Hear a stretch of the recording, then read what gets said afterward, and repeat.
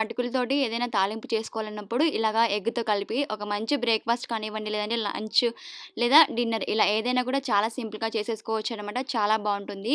బియ్యంతోనే కాకుండా ఇలా అటుకులతోటి కూడా మనం ఎగ్ ఫ్రైడ్ రైస్ లాంటిది ఒక రెసిపీ అనేది చేసుకోవచ్చండి. చాలా బావుంటుందనమాట. ముందుగా మనము ఇలా కోడిగుడ్డుని కాస్త ఆయిల్‌లో ఫ్రై చేసి పక్కన ఉంచేసుకోండి. మనము బాండీలో కాస్త తాలింపు పెట్టేసుకొని పచ్చిమిర్చి, ఆనియన్స్ అన్నీ కూడా కాస్త ఫ్రై చేసుకున్న తర్వాత టమాటా ముక్కలు కూడా వేసేసుకోండి.